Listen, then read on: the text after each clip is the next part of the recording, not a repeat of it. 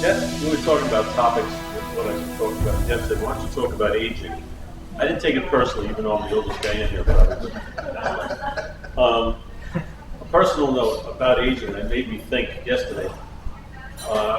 My track coach in high school and AAU, and I did some professional track, passed away this week.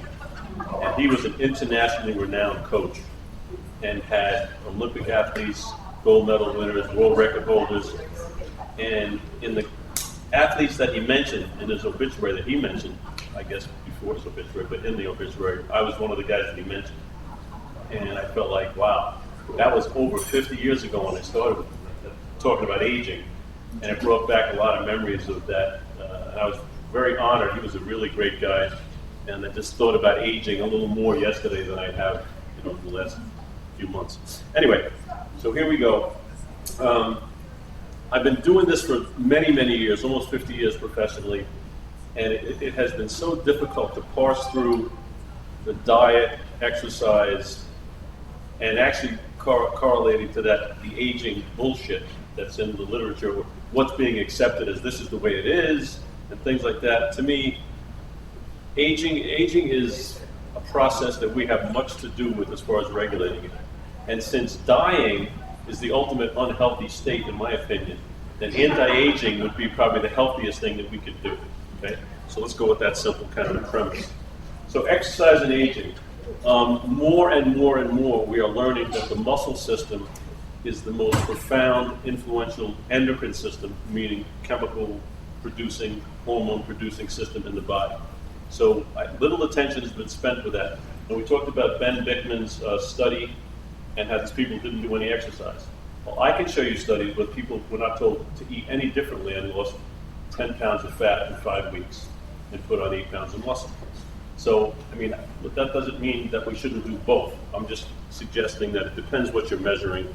And I like Ben Bicklman's stuff, and I like him, he's a smart dude. Health is anti-aging. Again, if death is the ultimate aging process, anti-aging must be the healthiest thing we can do, right? Muscles degenerate if they're not properly stimulated. When we're young, hormones stimulate muscle growth. So when we're young, our chemical metabolic milieu, the hormones are so ripe and so fertile that almost anything we do turns into good stuff. Okay, but that quickly passes. Okay, and in a normal state of affairs, those hormones are depressed as we get older. We have to rely more on protein when we're older. Okay, so what happens is when we're young, we can eat almost anything. I tell people, I've got some athletes, I think they could eat the boxes that the food came in and they'd still be healthy and vibrant, okay? But it's not the normal case for most of us at a certain point in time, probably past the age of 25. All right, so we need to eat more protein. Now, I'm on the low carb spectrum, the keto spectrum, I'm probably more of a higher protein guy because I deal with muscles, and I think muscles are really important. There are a couple of guys, and even Ted Naiman, who's not one of my favorite characters, has some good rationale, some good studies showing that the higher the protein intake, the more weight that's lost, the more fat that's lost. And there's some interesting studies. So there's something to that. And as far as keto people being afraid the protein is going to turn into glucose and gluconeogenesis, I think unless your fasting insulin levels are very high, that's probably not much of an issue. But in some cases where people are very much overweight, very much insulin resistant, protein can be more readily turned into go through gluconeogenesis. So, but my idea for most people that I see in this room, I think protein is a must. You've got to be high in it. So there's two schools of thought on aging right now that's going on, okay? And this is my take on it. One is to inhibit growth, so to almost slow down the process. And I don't know if any of you have heard of this thing called mTOR, but there's some evidence that if you eat fewer times or every other day, I know in mice and rodents, this is the case, they live longer. There's a couple of problems with that. Rodents, a couple of things happen with rodents. 80% of rodents die of cancer. So anything that's going to reduce the possibility of cancer in rodents is going to extend their life. I don't think it carries over to humans. Okay, so I'm not so sure that I take that information in those studies and say, well, eat every other day and you'll live longer, but maybe every other day will be miserable. I'm not going for that plan either. The other philosophy is to maintain youthful vigor and muscle tone and activity. Okay, so that's kind of like, I see that as the active anti-aging plan as opposed to the passive, don't burn out your engine plan. I prefer the second plan because you can keep somebody's hormone levels up enormously through older age, and I think there's a lot of evidence to show that is a good way to extend life. Okay, this is probably the most important slide I'll show you from this. And this is factual. This is not something I made up. Okay, if you're in the top third of muscle strength for your age and gender, just that individual variable. Doesn't matter if you're diabetic, if you're a smoker. If you're in the top third in strength, you are 40% more likely to live to be 100, and you are 30% less likely to die of cancer. Absolutely. Okay. The study, if you want to look up, one of the major studies was Blair, Ruiz and Blair, 2007. I know these guys. I mean, I know Blair. I did talks with them. This is pretty interesting stuff. As an independent variable, muscle strength is the most highly correlated behavior characteristic for aging. Muscle strength. Okay. So it's the number one correlate. Why muscles matter? Okay, here's my logic, and I've never seen this written or studied or anything else. Why does this status of muscle strength matter so much? Because think about it. If your muscles are strong and vibrant and healthy, okay, all the support systems, and they are support systems, your cardiovascular system, your respiratory system, your nervous system, your hormone system, your skeletal system, all of those systems have to be working at a pretty high level, or else they wouldn't be able to support a high level of muscle compliance. Okay, so high muscle strength, high muscle activity, high muscle energy utilization are all signs that all systems are go. Okay, and this is a different kind of perspective than we had when I went to school. I went to graduate school, did medical school courses. It's a different perspective. It's very important. So muscles demand support from all of those systems, like I just said. Good muscles equal good health. I mean, it really is simple, but there are a lot of prominent keto, low-carb people now that are stating that the muscles are the system of longevity and health, the muscle system. And correspondingly, that protein is pretty important. I think this is a way that we're going. It's one of the parts of the movement which I like to kind of back because I've seen it in 50 years of practice. I've seen this work thousands of times.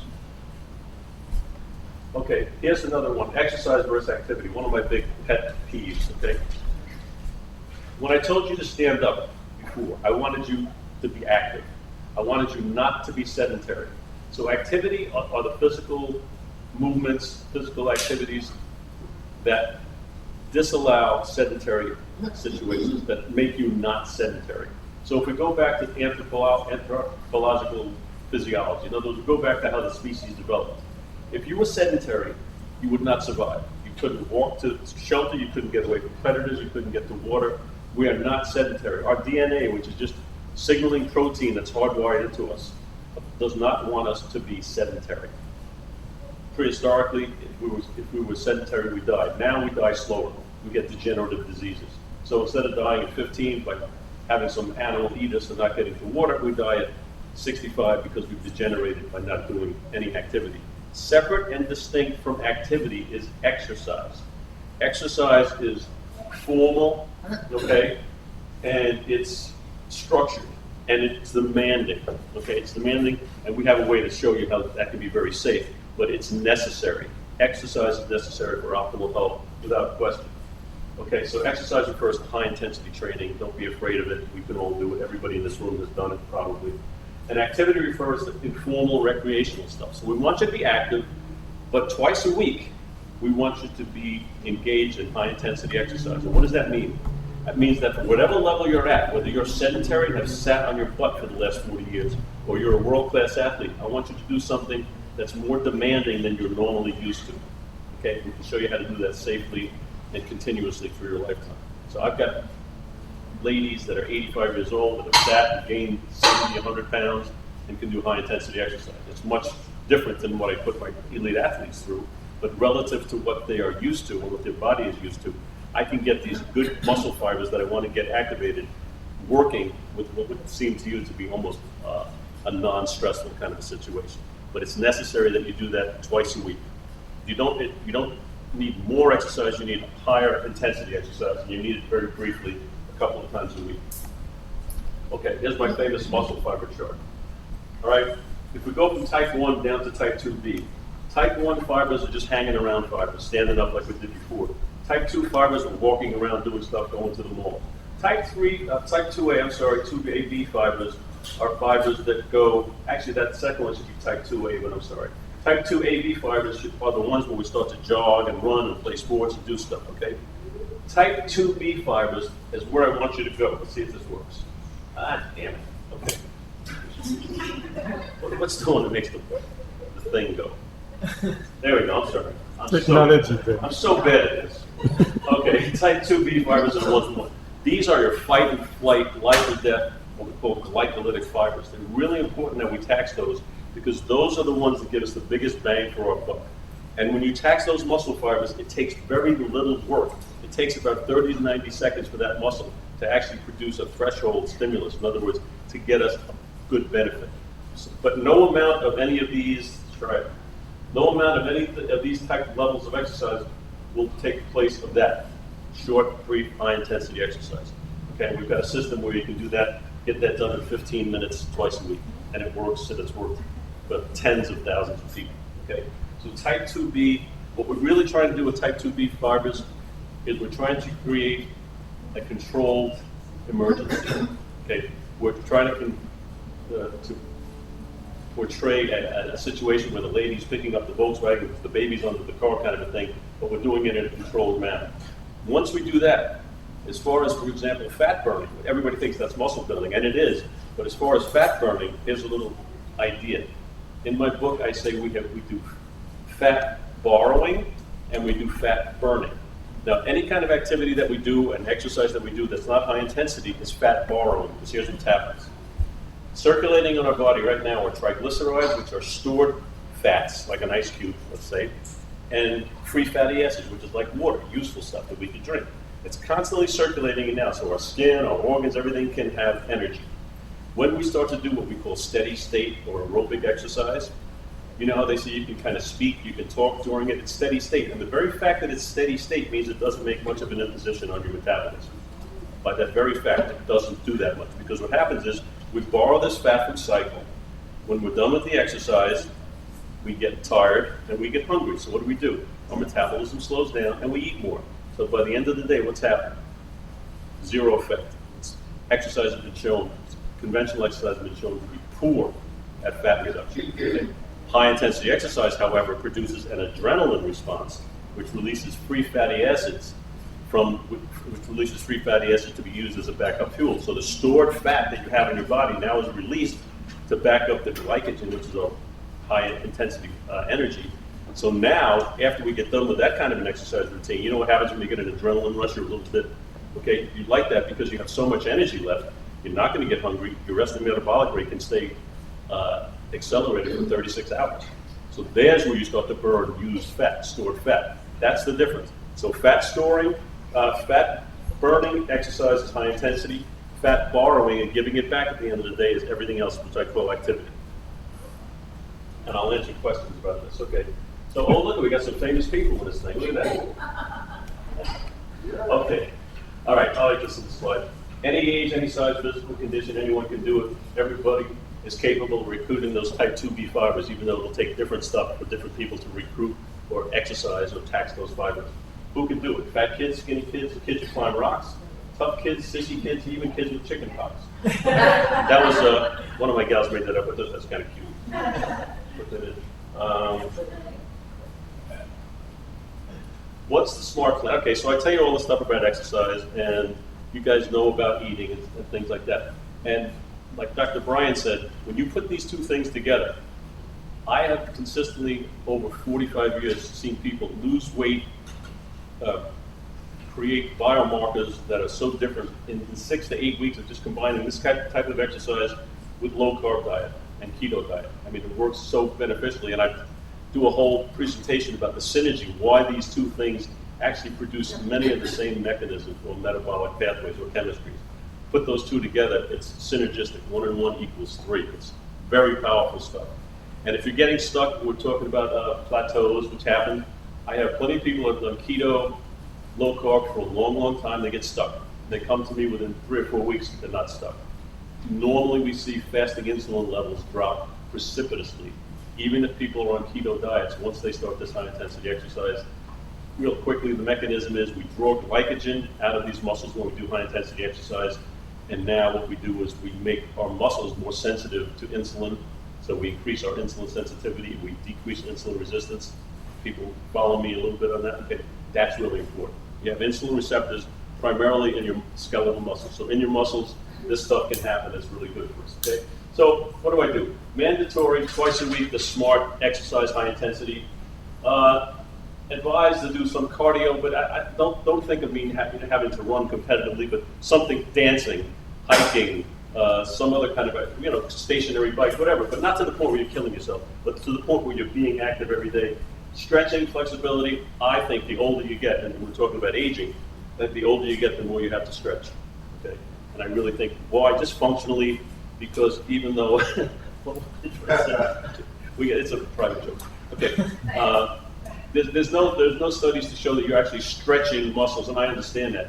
But the act of what we call stretching or yoga or flexibility is important functionally because it's just going to make it easier to get in and out of the car. It's going to make it easier to get off your keister at work, okay? And you're not going to be moaning like I do in the morning when you get out of bed. I mean, I'm so old now, I make more noise when I'm getting on and off the exercise machines than when I'm doing it. But, so you got to stretch a little bit when you're getting older.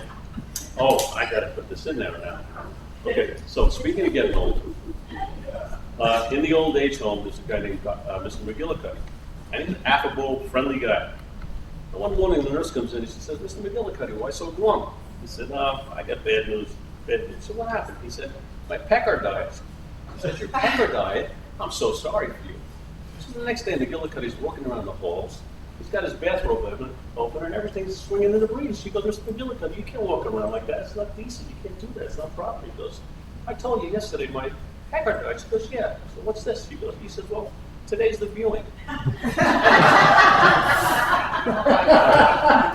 Gotta get that one started.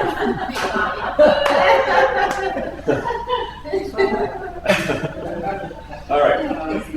Here's what to expect when we exercise to this level, okay? That little thing over there is a mitochondria. Okay? Those are little batteries that we have. If your mitochondria are in good shape, are healthy, your health will always be in good shape. Okay, very important that the things, these little batteries that produce our energy, are vibrant. Interesting fact, in many species, mitochondria age as a result of chronology. In other words, over time, mitochondria just age and degenerate. In humans, they do not. In humans, if you can keep those things healthy by demanding energy and by not screwing up the process by eating sugars and things like that that actually have metabolic negative consequences. If you can keep those, we have mitochondria in 80, 90-year-old people that are equivalent to the average 40-year-old, okay, if we stimulate them properly, if we demand energy from them. Very important. That's why this whole energy thing, exercising, eating so that our energy is kind of clean energy is very important. Okay, so you can expect more strength, obviously, and be in that top third, so you have much less likely to die of bad stuff. You can have better balance, but that's mechanics. Resting metabolic rate. In other words, muscle produces a more lively, more energetic, more youthful, more anti-aging metabolic rate. Muscle needs energy to be constantly utilized. Therefore, you'll sustain less fat in storage and have more capacity to eat food, which is my favorite thing. Okay? More capacity. So youthful mitochondria, humans' mitochondria don't degenerate if exercised, unlike mice. Okay, insulin sensitivity increased, it increases glycogen pool. So in our muscles, when we do this high intensity exercise, it's glycogen supported. So the more we do this kind of exercise, or the higher level we produce it at, the more of a pool we have, the more place we have to put glycogen. So that means we can actually store more sugar or store it more readily, and therefore we don't have to drive insulin high to drive it into the cells, they're receptive. When we do this exercise, and we were looking at some stuff, Dr. Brian was doing a high intensity exercise the other day, we were looking at his blood sugars. You don't need to eat glucose, you don't need to carb load to do high intensity exercise, because we've noted that your blood sugar never really goes down from this thing, you don't go low. I don't know, Andrew, do you have any deal with that when you're doing high intensity exercise? Do your sugars go low? No. No, and he's a type 1 diabetic. Okay, and we used to always say, well, make sure you got to keep your glucose up. It's an interesting factor because I think what happens, if anybody's interested in food science, you use the glycogen, it turns into lactic acid real simply, it goes to the liver, and there's more glucose made that goes back. So we're actually restoring, the muscles are demanding that glucose and glycogen be returned, so we don't really hit a low. We don't get this kind of a low bonking kind of a thing from this kind of exercise. So let's see what else we got here. Okay, synergy, okay. This is what I was talking about, low carb, keto dieting, and high intensity exercise. Building muscle requires high intensity exercise and amino acids together. Insulin sensitivity is induced by muscle building and low carb eating. Fat loss is instigated by HIIT and low carb eating. Mitochondrial health, I've gone over all those things, okay? One of the things I think that's interesting is when we fast, we produce certain, in fact, when we do keto, there's a ketone called beta-hydroxybutyrate. You might have heard of that. It's supposed to be your magical thing. It's pretty interesting molecule. They call some of the properties of beta-hydroxybutyrate exercise mimetics. In other words, it stimulates some of the pathways that exercise does. So in my simple way of thinking, I think, exercise mimetic. What would be a really good exercise mimetic? Exercise. How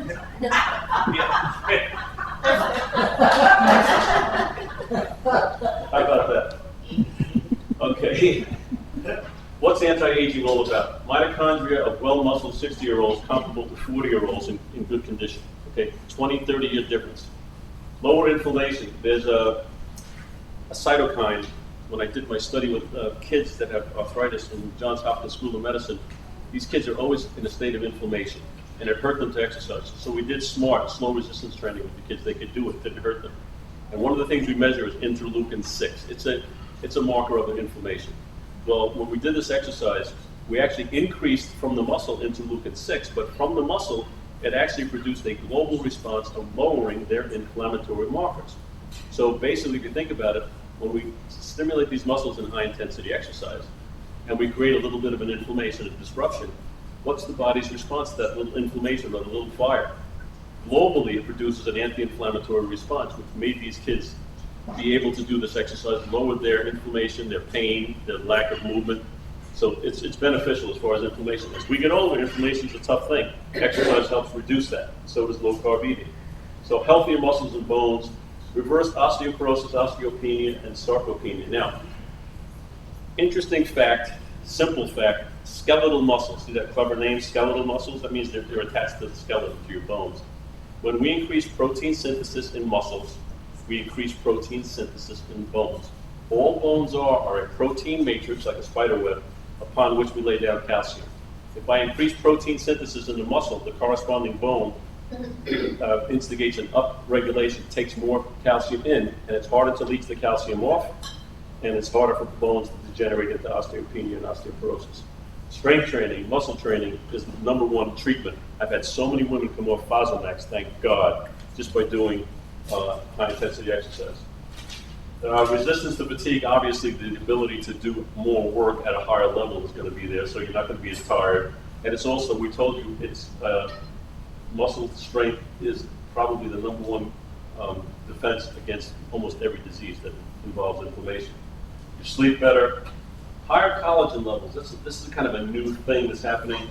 Collagen is the number one protein in our body. The highest amount of protein in our body is collagen. It affects skin, hair, nails, arteries, tendons, and ligaments. Okay, so I know women know about collagen in their skin and their nails and their hair. But collagen also is involved in all of our blood vessels. And as we get older, our arteries get a little stiff, right? Hardening of the arteries.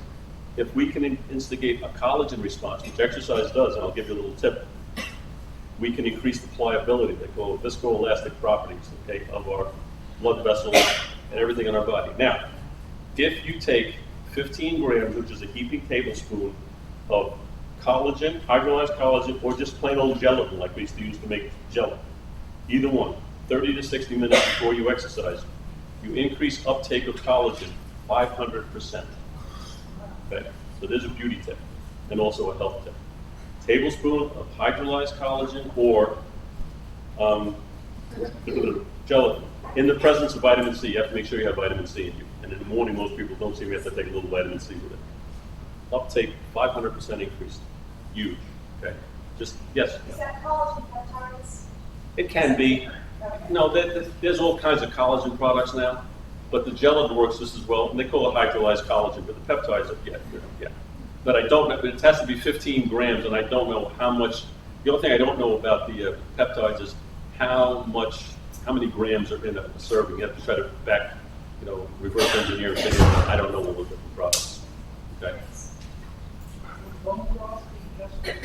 That's another thing. I don't know how much collagen. Just repeat the question. You speak too long. She said, "Is bone broth okay for that?" I don't know how much collagen per unit of volume, per cup, is in that, so I don't know.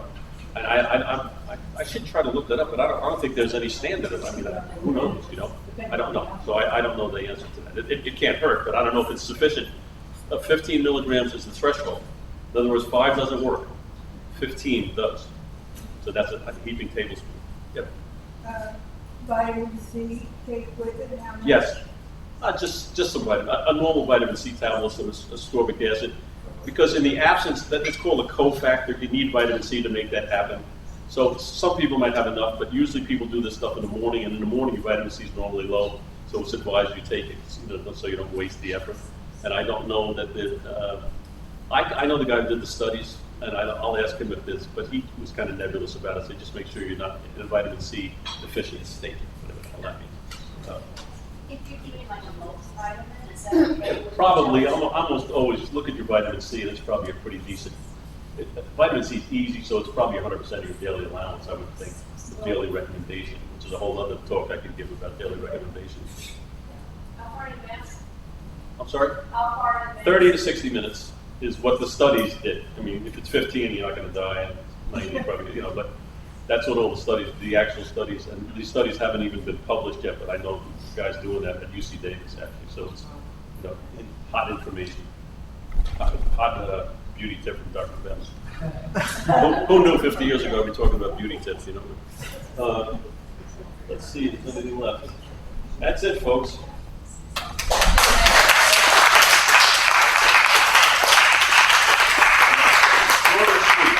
Get up again. But I'd like to just say a couple things on what Ben was talking about. You can stand up while I do it. But interesting enough, I've been wearing a 24-hour glucose monitor. I'm not diabetic, but I was just kind of seeing what would happen with different things that we talked about. Because it's all theoretical until you see it in numbers. So if I wake up Monday morning, come in, my sugar runs around 85 in the morning. If I fast all day Monday until Tuesday morning, my sugar will be what? Without eating anything. Do you think it'll be 85? 85, somewhere in that. 105. It goes up because what's happening is your body says, sugar's not coming in, break down some fat stores. So I go, okay, once I fast all day and then go work out hard that night. So I did. I went and worked out. I did a high intensity, not Dr. Ben's workout, but I did a cycling, jogging, that kind of stuff. My sugar goes up 114 after exercise. You did some activity. One point is that you don't have the carb load to exercise. Clearly my sugars were going up afterwards. But then I did Dr. Ben's workout. And so what happens to my sugar? I started at 82. So during this interval, this super intense muscle workout, what do you think my sugars would do? Yeah. Whoever said the same, that's what it was. And we were both shocked. It stayed between 82 and 85 with 15 minutes of super intense, like you can't go any harder workout. Right. Totally different response than I had doing interval training that we were all taught to do, or even a long distance. If I do a long distance sustained, my sugars go up afterwards because we were theorizing that what's happening is that muscle is putting such a demand of, because you burn up your glycogen stored, these type 2B fibers he's talking about. And I confirmed this yesterday with Ben Bocchicchio. We talked about that also, saying the same thing. Yeah. And he says, once you go to those type 2B fibers, it's a different type of workout. So a lot of us feel like we have to go to the gym for 3 hours a day to get the results. And with Dr. Ben, when I called him a quack about a year and a half ago, is that right? I called him a quack. 2 years ago now. Just a dud. That's still a dud. But then when you start looking at the data represents exactly what he's saying. So it's very exciting because we see that as saying, okay, I asked Ben Bicman, longevity, what is my goal? What is going to give us longevity? He says basically being the most insulin sensitive you can be, right? And we're all talking about longevity. Everyone's afraid of they feel like they'd be Weber's bread, whole wheat bread, healthy whole wheat, and all this stuff. But it's really saying, hey, I got to drop that insulin as low as I can get. How do you do it? Muscle sensitivity, not stressing out, exercise activity, not hating the world, getting enough sleep. carb restriction, intermittent fasting. All these things do the same thing, just different ways of accomplishing it. So I just want to make that point because it's very like your exercise is the real deal. Very interesting. Yeah, it's different. I mean, and I've been lucky enough for 50 years almost now that people come to me as a last resort. But it's interesting to me that keto people, low carb people that still have some insulin issues drop down within 4 or 5 weeks, 6 weeks at the most. That fasting insulin just drops. Same eating. Okay. Ben, you do one of a bunch of people who may weren't here last week, who may have not understood connect. Could you just quickly just say what muscle groups of failure and how you go through the different muscle groups, just quickly what that means? Oh, which muscle groups? Okay, so the SMART system, okay, just so, thumbnail. SMART system is a protocol that I designed. It's used all over the world, blah, blah, blah, with good results. All large muscle groups, so for example, quadriceps, hamstrings, or so legs, lats, upper back, shoulders, chest, bicep, tricep, okay? We go from large to small muscles, one set of that exercise very slowly. And that's another thing that's pretty interesting. Now we're getting more and more reinforcement out of the labs that moving muscles slowly produces a better response and a more compliant muscle. And I've only been saying this for 45 years, but that's okay. So one set of exercise for each major muscle groups at a full range of motion, slowly done to a point of muscle failure. So with this controlled kind of a system, the stress on the joints is minimum, the stress on the metabolic stress on the muscles is maximum, which is what we want. And then you're also going to get this global support. So I'm going to fill you in on a little bit of a secret, which is not, I've actually got people that have signed confidentiality that not to expose this. But if you do a high intensity interval training on a treadmill or an elliptical, does everybody know what I mean? You go real fast for 30 seconds, then you rest for it, or you go slower, real fast, then you do 10 of those intervals. It's now considered that's the highest form, the most productive form of exercise. Okay? My exercise is way more high intensity interval training, way better, because every interval that I do is with a fresh set of muscles. Okay? Because think about it, you do 4 or 5 intervals as hard as you can. You can't work as hard as you can. You can't work at a high intensity anymore because you're tired. If you're not tired, then you didn't do high intensity exercise. And if you are tired, you can't work at high intensity. They're mutually exclusive directions. Okay? So if you take a fresh set of muscles and you do your intervals with 30 to 90 seconds, that's another. Okay, 30 to 90 seconds, the physiology textbook shows us is when the muscles have to fail at the working hard. If I ask you to sprint, you're not going a mile. Okay? So working hard, you can only work 30 to 90 seconds. There's some variables in there, but let's not even, it's incidental.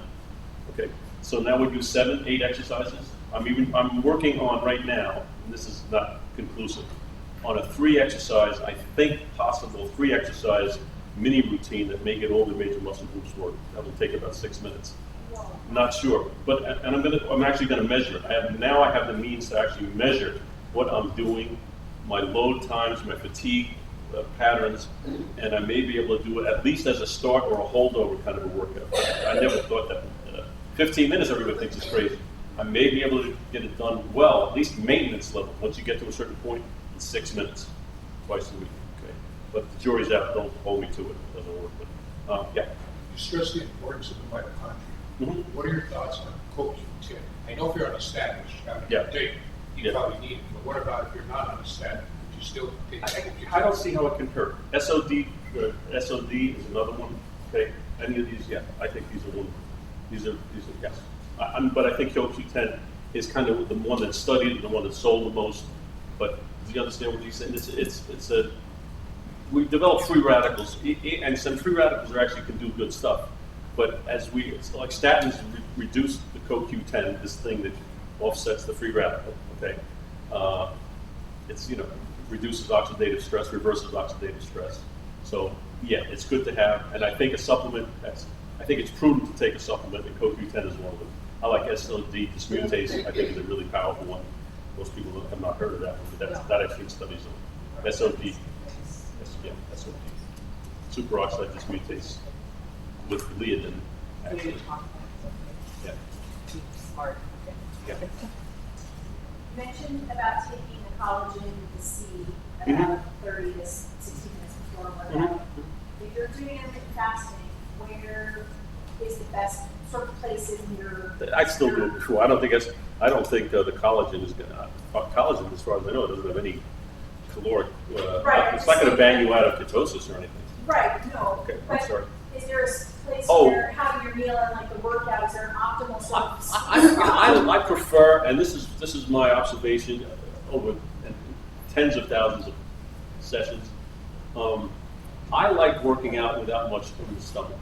Okay, I just think that it's a better blood flow. Now, as we get older, you would like to get some protein in closer to after your workout, preferably within an hour. But if it's 2 hours, when we're younger, it doesn't matter, because when we still have accelerated blood flow from the exercise, the proteins that we eat will go there primarily, or the priority kind of a sequence. Okay, so that's a little bit of help. All these things are little bits of help, but to me, these little kind of tidbits, it's like the old story about you throw a couple of pebbles at a window, it's not going to break, but the more pebbles you have, the more likely you are to get through that threshold. So it can't hurt, and I think it's not a bad thing to do.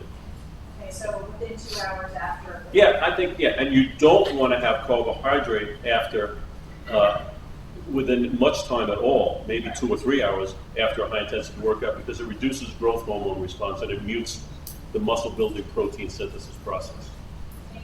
Okay. I mean, most of the workouts that we do now, Yeah. I eat at 6 o'clock at night, and where Pam and I'll go and work out at like 2 o'clock in the afternoon the next day, Yeah. completely fasted. Yeah. And I'll come home and I'll sit down and I'll carry on working till 6 o'clock again before we eat. Yeah. And I won't feel like I'm starving, or it's not like I'm sitting there waiting until 6 o'clock. It's like, oh shit, it's 6 o'clock, we better eat something.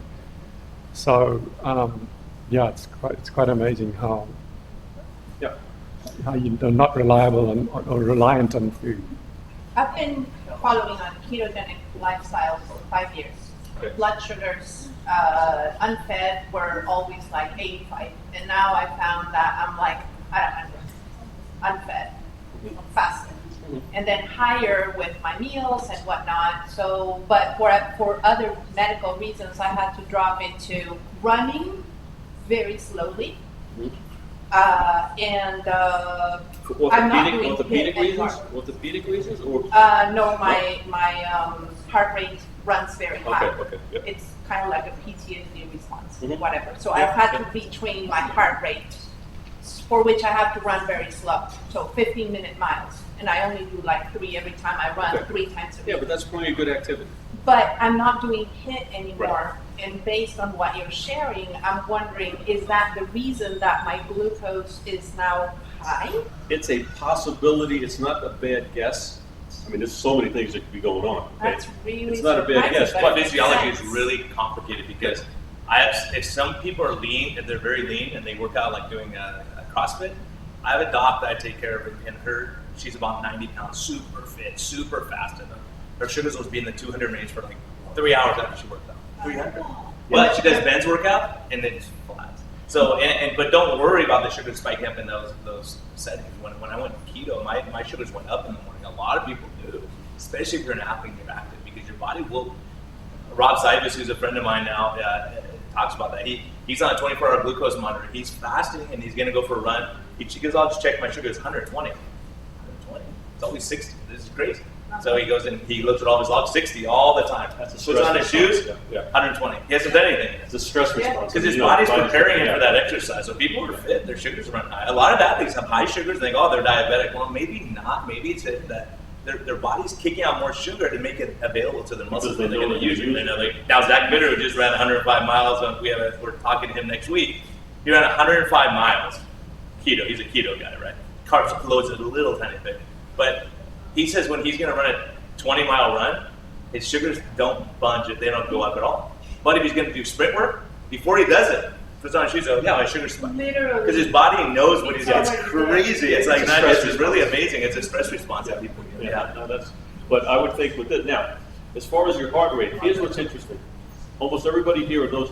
I got to go do an experiment. yeah. Thank you all. All right, baby. Thank you. All right, Thanks. Listen to this guy. He's coming out soon on Low Carb MD. And there's a great podcast that we just released this week. Kirsty Woods talking a lot about metabolic testing and something that Jeff's doing here that's super awesome that helps you know. And then it takes all the question out. So you can say whatever you want. People fast 2 or 3 days, their metabolic rate either stays the same or goes up. It doesn't drop. And people on a ketogenic diet, you can see their metabolic rate going up. So skipping breakfast is not good for you into starvation. Trust me on that. If you're fat adapted, if you're not, we'll have to look at that data. But anyways, okay, I'm gonna go check on it and see if it's real or not. I'm gonna try it again. So you were saying The about heart the rate. heart rate? People think that the way to deliver more blood, almost everybody who studies exercise, is to increase your heart rate. But there's two issues. It's called stroke volume. One is the amount of blood you can pump out with every beat, and then the other one is the rate. This kind of exercise actually produces what we call end diastolic pressure. Because the muscles are squeezing so hard, they drive more blood back in the diastolic phase to the heart. That's the end diastolic pressure. That makes the atria at some point fill up more. Then the ventricles fill up more. Now they're stretched. There's a Starling's law, so this thing stretches.